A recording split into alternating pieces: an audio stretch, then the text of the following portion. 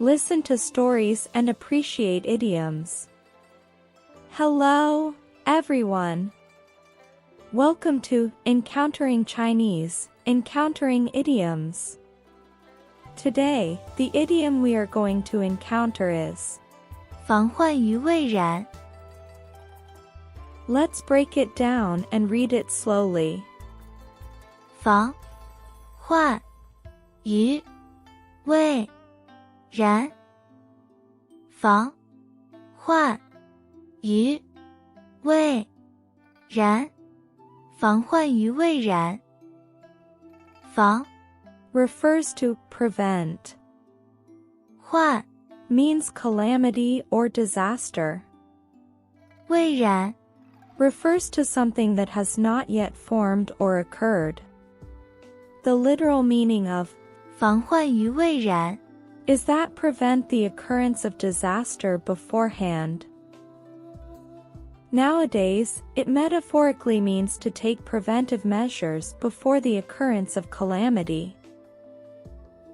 The idiom 防患于未然 originated from 周易纪己 The original text states, 君子以思患而预防之 This phrase means that a person of noble character should consider possible hazards in advance and take proactive measures to prevent them.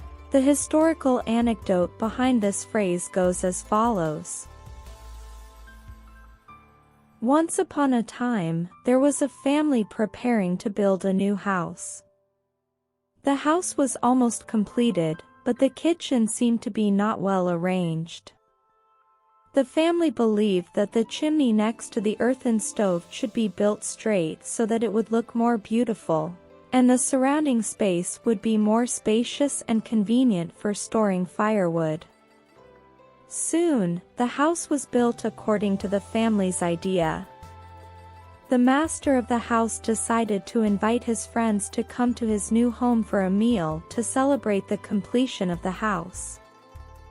As planned, the guests arrived, and everyone gathered together, eating and chatting. One of the guests, after touring the house, said to the master, "Your house is indeed beautiful. But I think the kitchen should be modified." The curious master asked, "I think the kitchen is very beautiful. Why should it be modified?" The guest replied, "I believe that the chimney in your house is built too straight. And you have placed firewood next to the earthen stove. It is very dangerous for the firewood to be so close to the stove. You should modify the chimney to make it curved and move the firewood further away from the stove. If you don't do this, I'm afraid there will be a fire." The master, feeling a bit displeased, said, "I think it's fine this way. A straight chimney makes the space look more spacious, and moving the firewood will make it inconvenient for future fires.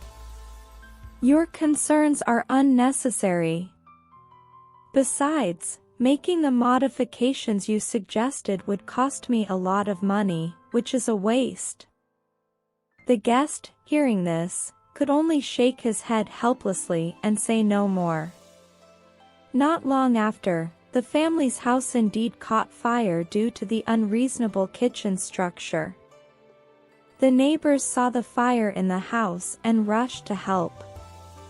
Some poured water into the fire, others threw soil into it, and some even bravely rushed into the fire to rescue valuable belongings. With everyone's concerted efforts, the fire was finally extinguished. Fortunately, the fire did not cause significant damage or casualties, and the point of ignition was precisely in the kitchen of this family. After the fire, the master of the house held a grand feast to thank the neighbors for their help. During the feast, the master thoughtfully arranged the injured neighbors who had participated in the firefighting in important seats, and the other neighbors were seated according to the magnitude of their contributions. However, the master did not invite the person who had once reminded him to modify the chimney and move the firewood. The neighbors enjoyed their food and drinks together happily. Suddenly, an elderly neighbor reminded the master, saying, "If you had listened to your friend's advice and modified the chimney and moved the firewood, perhaps this fire could have been avoided. Then, there would be no need to spend this money to thank us, neighbors.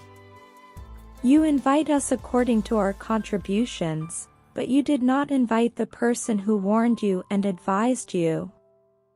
You shouldn't do it this way. Shouldn't the person who warned you in advance of the fire be credited? Are only those who participated in firefighting considered heroes? I believe the person who deserves the most credit is your friend who persuaded you to modify the chimney and move the firewood. Therefore, you should invite your friend and let him sit in the most important seat." Upon hearing the words of the elderly neighbor, the master suddenly realized his mistake and felt deeply ashamed. He hurriedly invited that friend and let him sit in an important seat. The master expressed his gratitude to the friend who had reminded and advised him, promising to follow his words. The neighbors, seeing the master's sincere desire to make amends for his past mistakes, smiled and approved. Shortly thereafter, the family rebuilt the kitchen and, following the friend's advice, changed the chimney into a curved shape and moved the firewood to a safe place. In this story, the friend of the master reminded him to modify the shape of the chimney and move the firewood before the fire occurred to prevent a disaster. This is the origin of the idiom, 防患于未然. There is another story as well. Once upon a time, in a village near a mountain range, the residents lived peaceful and tranquil lives. In the village, there was an old man named Uncle Zheng, who was known for his wisdom. He often told the villagers, "It is much better to anticipate the occurrence of disasters in advance than to try to remedy them afterward." One year, the village experienced a severe drought.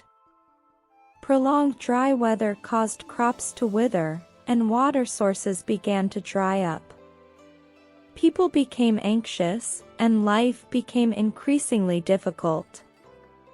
However, long before the dry season began, Uncle Zheng had proposed a plan to cope with the drought. Uncle Zheng gathered the village chief and the villagers for a meeting to explain the severity of the drought and offer suggestions. He advised that during the rainy season, they should construct water channels to irrigate the fields and homes in the village. He also suggested digging wells at the foot of the mountain, so that during the drought, people could fetch water from there. However, the villagers paid little attention to his suggestions. They believed that everything would return to normal after the dry season and saw no need to build water channels or dig wells. They thought Uncle Zheng was overthinking things and disregarded his advice, continuing to live their peaceful lives. Nevertheless, after the dry season, the village encountered an even greater disaster. The prolonged drought had caused the water sources on the mountain to dry up, resulting in wilting vegetation and animals fleeing the village. Food and drinking water became even scarcer, and life became exceptionally challenging. In this dire situation, the villagers remembered Uncle Zheng's advice. They deeply regretted their decision. In a desperate attempt to salvage the situation, they hastily built water channels and dug wells, but it was too late. Ultimately, the drought had inflicted significant damage upon the village. In this story, Uncle Zheng often told the villagers that it is essential to anticipate the occurrence of disasters in advance, as it is far better than trying to remedy them afterward. This is the idiom. 防患于未然. Two stories have been told. Next, let's review the idiom we encountered today. 防患于未然. 防患于未然. Finally, let's use 防患于未然. to make a sentence. 与其后悔于已然，不如防患于未然。与其后悔于已然，不如防患于未然。That's all for today's Encountering Idioms. If you enjoy it, please like and subscribe. See you next time.